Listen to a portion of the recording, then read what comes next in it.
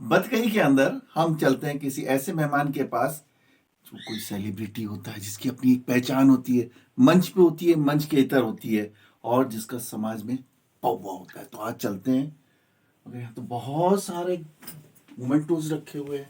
अगर हम इनको गिनना शुरू करें, 1 2 3 4 5 6 7 8 9 10 11 12 13 14 15 16 17 18 19 20 21 22 ये तो ऐसा लगता है कि मुझे 150 200 250 और ये जो बॉक्स रखे हैं, इन बॉक्स के अंदर भी मोमेंटोज रखे होंगे। बेड के अंदर जो बॉक्स, वो नीचे भी हैं, बहुत सारे हैं। देखिए मोमेंटोज कितने प्यारे प्यारे। धनबाद जिला हिंदी साहित्य विकास परिषद यानी धनबाद, यानी जो भी व्यक्ति है वो ऐसा व्यक्ति है जो ऑल ओवर इंडिया भ्रमण करता है और जो कला और साहित्य से जुड़ा हुआ है, जो शायद लेखक है, राइटर है, और बहुत सारे इनके पुरस्कार हैं।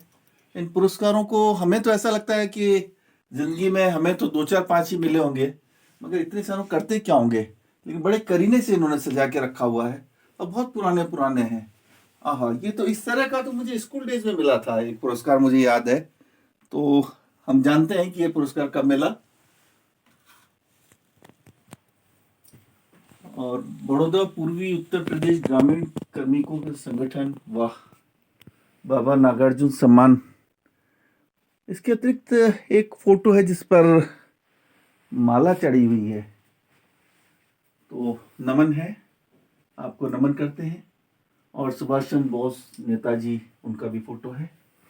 इसके अतिरिक्त ये बड़ा शानदार, एक अच्छी सी पॉजिटिव फीलिंग मुझे यहाँ महसूस हो रही है।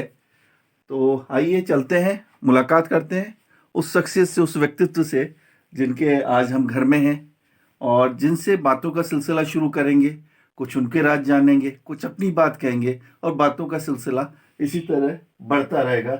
लेकिन एक मैं ये देख रहा हूँ, यहाँ लिखा है मेरे गीत समर्पित उसको, डॉक्टर कमलेश द्विवेदी। ओ, आज हम डॉक्टर कमलेश द्विवेदी से मुलाकात करेंगे।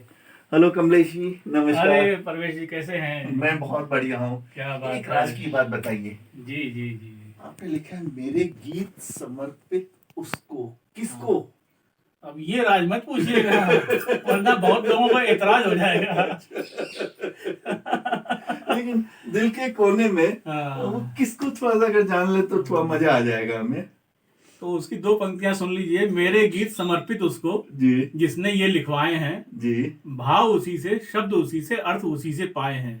क्या बात। और अगर आप सांसारिक इसमें सोचे तो कोई एक व्यक्ति हो सकता है जी, और अगर ईश्वर से सोचे तो वही है, माँ की कृपा है। माँ की कृपा है। बिल्कुल। तो माँ ने तो आपको जन्म दिया, आप स्कूल में गए, स्कूल के कुछ किस्से होंगे, आप कॉलेज में गए, कॉलेज की अपनी मस्ती और धमा चौकड़ी रहती है। आप, चूंकि मैं कानपुर में आपके नगर के अंदर हूँ, कानपुर तो वैसे ही कहते हैं ना छोरा गंगा किनारे वाला, तो गंगा किनारे की मस्ती तो अपने आप में कुछ विचित्र। तो कोई ऐसे कोई किस्से सुनाइए हमारे दर्शकों को कि वो गंगा किनारे क्यों बोला जाता है? कानपुर में ऐसी क्या बात है कि यहाँ के लड़कों को थोड़ा सा हुड़दंगी माना जाता है? कानपुर की अपनी एक अलग पहचान तो है ही, है ना। अब कानपुर का मोती झील, कानपुर का जेके मंदिर, और कानपुर की स्थितियां, और कानपुर एक महत्वपूर्ण शहर है ऐतिहासिक दृष्टि से भी जी, और पौराणिक दृष्टि से भी। हाँ, हाँ, ऐतिहासिक तो अपना नाना राव लक्ष्मीबाई का बिठूर यहाँ पे है जी, है ना। पौराणिक दृष्टि से भी बिठूर जहाँ पे है उसमें धरती का केंद्र माना जाता है, धुरी, जी, ब्रह्म खूंटी वहाँ पे है, तो इस कारण से भी। और बाकी कानपुर की मस्ती का आपने जिक्र किया तो मुझे कॉलेज टाइम का जिक्र किया, मुझे एक बात याद आ गई। मैंने तब एक कविता लिखी थी, शायद 79 की बात है। उस समय बीकॉम में लड़कियां नहीं होती थी। हाँ, तो प्रेम पत्र लिखूं, कविता क्यों नहीं लिखा नहीं, आपने? अब उतनी हिम्मत नहीं थी। उसमें पिटने का खतरा भी था। तो अच्छा, बाकी फैकल्टी में मैं देखता था कि वो बीए क्लासेस अलग होती थी, कैंपस अलग था, तो वहां लड़कियां थी और बीएससी में थी। बीकॉम में उस समय नहीं, तो उस समय तक नहीं थी। ये आपका दिल का दर्द बोल रहा है? तो अब दर्द से तो कविता उपजती, आ से उपजा होगा गान। है ना। तो वो थी, वो ऐसे ही, मतलब कविता क्या कह सकते हैं, दिल का दर्द ही कह सकते हैं। जी, जी। हाय हम भी बीए होते, हाँ, हाँ, हाय हम भी बीए होते, हिंदी इकोनॉमिक्स और समथिंग लिए होते, हाय हम भी बीए होते। वाह वाह हमारे आसपास गर्म आए होती, हसीनाओं की चंचल निगाहें होती, दिल लुभाने वाली शोक अदाएं होती, जी गले में पड़े हमारे नरम बाहें होती, जी कृष्ण बन के हम भी गोपिकाओं में जिए होते, जी हाय हम भी बीए होते। वाह वाह मतलब इससे ऐसा लग रहा है स्कूल में यही करने जाते। नहीं लेकिन आप ये तो कोई जरूरी नहीं कि आप अपनी क्लास में बैठे, आप बी की क्लास में भी तो बैठते होंगे कभी। नहीं, बीए के क्लास में बैठने के अनुशासन इतना था घर का भी, और वहाँ कॉलेज का तो था ही अम्मा यार घर से कॉलेज जाना, कॉलेज से वापस आना, बहुत सारे छुए अनछुए पहलू होते हैं जीवन के। तो क्या आपके भी जीवन में कुछ तरह के चटपटे अनुभव अगर हो तो आप बताइए, जाहिर करिए। मैं नहीं, वो जब तक अनुभव मिलने होते तब तक शादी हो गई। ओहो, बड़ा दुर्भाग्य रहा आपके हाँ, साथ। तो अब सब कुछ पत्नी पर लिखना पड़ा। पत्नी जो पे। जो उस संदर्भ में लिखना चाहते थे, जी जी जी वो जी। पत्नी को आगे रख के लिखना पड़ा। तो कविताएं तो डर गई ना सब। लेकिन दर्द में तो आपने गीत लिखे हैं, तो आप तो अच्छे गीतकार हैं। और मैं देख रहा हूँ कि आपके किसी ट्रॉफी पे लिखा है व्यंग्यकार भी आप हैं, आप डॉक्टर भी, आपने पीएचडी भी किया, आपने एलएलबी। भाई ये कितनी पढ़ाई की, और कब आपने शादी की? शादी से पहले पढ़ाई की या शादी के बाद पढ़ाई शादी की? के बाद भी पढ़ाई करते रहे, शादी के पहले तो पढ़ाई की, तभी शादी हुई। जी नौकरी पहले तो पढ़ाई करो, फिर नौकरी करो, फिर शादी करो। हाँ तो हाँ लेकिन वो पिता को, ये हमारे अभी जो चित्र आपने देखा, हाँ। ये मेरे पिता पंडित पूज्य प्रेमनाथ द्विवेदी रामायणी जी थे। जी। ये प्रवचन करते थे और अध्यात्म की कविताएं लिखते थे विशेष रूप से। ओके। तो जो कुछ हमको मिला है एक तरह से कह लीजिए, बस उनकी शाखा अलग थी, हमारी शाखा अलग है। तो ये है, लेकिन लिखना की प्रेरणा सारी उनसे मिली है। तो यानी आप ये कह रहे हैं कि आपकी पत्नी आपकी पढ़ाई में बाधक नहीं रही? हाँ, बाधक नहीं तो फादर का कहना था कि पहले पूरी पढ़ाई कर लो, उसके बाद ये सब करो। अच्छा। तो हम लिखने पढ़ने का तो था, लेकिन उनको बताते नहीं थे। पहली बार 1982 की बात है शायद, जी। तो मुझे ऑफिस में कविता और कहानी लेखन में पुरस्कार मिला।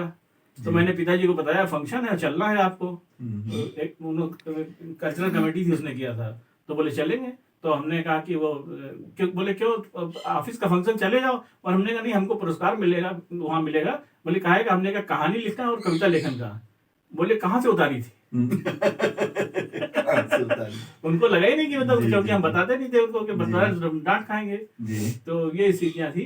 फिर खैर कुछ ऐसा हुआ कि लोगों से जुड़ाव होता गया और मंच पर आ गए। तो एक पुत्र को अपने पिता के सामने सम्मान मिला, कितने गौरव की बात है। इसीलिए उनको हम मोमेंट्स तो आपके जीवन के बहुत इसीलिए मधुर मैंने कहा कि पिताजी वहां सामने हो। वाह वाह वाह वाह। और आप तो लेखक भी हैं। ये मैं 2 किताबें देख रहा हूँ, एक मेरे गीत समर्पित, उसको जैसा अभी आपने अच्छा शीर्षक आपने इसी से लिया है, और दूसरा हास्य व्यंग्य सरताज। तो आपके गीत आपको नजदीक, मतलब आपके दिल के नजदीक है, या व्यंग्य आपके नजदीक है? आप किसे अपना प्रिय मानते हैं? एक्चुअली कविता मेरे नजदीक है। अच्छा। मतलब कविता अन्य अर्थ मत लीजिएगा जी। कविता का मतलब यही वाली कविता। हमारी क्लास में एक लड़की थी, उसका नाम कविता था। हाँ, कविता जैन तो नहीं था। कविता जैन तो नहीं था, लेकिन हाँ आप कमलेश द्विवेदी भी नहीं था। तो एक्चुअली हुआ क्या, ये सन 1984 की बात है जी। 84 में एक यहाँ संस्था थी कविकुल जी। तो कविकुल के पंडित कृष्णानंद चौबे जी थे जी। तो उनकी संस्था की गोष्ठियां होती रहती थी। तो उनसे हमारा परिचय हुआ था 15 अगस्त 1984 को। जी। तो हमारे ऑफिस में एक आए थे वो कार्यक्रम में, तो फिर हमको परिचय हुआ। तो उन्होंने कहा कि इस तरह की गोष्ठी है शास्त्री नगर सेंट्रल पार्क में, तो आइएगा। मैंने गया। उस समय मेरे पास एक व्यंग्य रचना भी थी और एक गीत भी था उस समय। तो जो मैंने कहा वही कुछ छड़काएँ भी थी। तो मैंने सोचा कि यहाँ सब ज़्यादातर गीतकार थे वहाँ पर। तो मैंने कहा इन अच्छे अच्छे गीतकारों के बीच अपना एक गीत रखता हूँ और एक व्यंग्य रखता हूँ। तो मैंने गीत सुनाया, व्यंग्य सुनाया। जी। तो चूंकि सारे गीतकार थे तो व्यंग्य उनको बहुत अच्छा लगा। अरे वाह। गीत उस समय के हिसाब से उतना मैच्योर नहीं रहा होगा, शुरुआती दौर था मेरा तो, लेकिन व्यंग्य बहुत मैच्योर था। आप ये बताइए, आप तो इस कानपुर अपने आप में एक बिल्कुल अनोखा शहर है पूरे इंडिया में। कानपुर की जो तहजीब है, जो संस्कृति है, वो शायद पूरी दुनिया में आप कहेंगे तो वो मिलेगी नहीं। कभी गीत आपने किसी टारगेट पे लिखा? टारगेट का मतलब तो आप समझ ही रहे होंगे। हाँ, आप जहाँ टारगेट करना चाहते हैं वो भी हम समझ रहे हैं। आप समझ रहे हैं। तो कभी ऐसा कोई गीत, कोई अनुभव ऐसा है जो आपकी पत्नी को ना मालूम हो लेकिन आपने लिखा हो? देखिए मैं दिल के राज आपसे थोड़ा सा निकलवा रहा हूँ। नहीं नहीं, तो ऐसा है कि आप कितना भी कोशिश करें तो हम वो राज निकालेंगे नहीं। पिटवाओगे राज क्या? राज आप निकालें मतलब राज को आप दिल में कैद करके हाँ, रखेंगे। हमने बताया ना कि वो सारे आप दिल में हाँ। राज को कैद करके रखेंगे, ये आप कहना चाह रहे हैं? ये भी बात है। वो सारा जो राज था वो कविताओं में आ गया है। तो मैं कानपुर की आप बात कर रहे हैं, तो मैंने कानपुर के बारे में कानपुर के बारे में क्या जो उस समय की स्थितियां थी, जी। जो मैंने कहा एक व्यंग्य कविता थी जो बहुत सराही जी। गई। वो व्यंग्य कविता छोटी सी है, वो मैं आपको सुना देना चाहता हूँ, ताकि वो उस तरह का व्यंग्य अपने एक नए तरीके का व्यंग्य था उस समय। स्वागत तो है। वो देखिए, उसमें मैंने कानपुर की स्थिति को देख के लिखा था। बाद में वो पूरे देश की स्थितियां आज वही हैं, वो एक अलग बात है। और आज भी वो व्यंग्य उतना ही सार्थक है जितना उस समय था, जी 1982 में जितना सार्थक है। जी। तो अब प्यार की बात कर रहे थे, तो आप ये समझ लीजिए कि उस प्यार का संदर्भ भी इसमें है। जी जी। मैं चाहता हूँ हमारा प्यार दिन दूना रात चौगुना बढ़ता रहे। मैं चाहता हूँ मेरा प्यार हमारा प्यार दिन दुगना रात चौगुना बढ़ता रहे, महंगाई की तरह। जी। मैं चाहता हूँ हमारा प्यार दिन दूना रात चौगुना बढ़ता रहे, महंगाई की तरह, और तुम मेरे पास सदा बनी रहो उद्योगपति की ब्लैक कमाई की तरह। वाह वाह। और तुम मेरे पास सदा बनी रहो उद्योगपति की ब्लैक कमाई की तरह, लेकिन तुम मेरे पास से अक्सर गायब हो जाया करती हो। दर्द भी है, दर्द भी है। लेकिन तुम मेरे पास से अक्सर गायब हो जाया करती हो कुकिंग गैस और मिट्टी के तेल की तरह। वाह। कुकिंग गैस और मिट्टी के तेल की तरह। और फिर मैं बहुत इंतजार करता हूँ, बहुत इंतजार करता हूँ, पर तुम कभी टाइम से नहीं आती हो भारतीय रेल की तरह।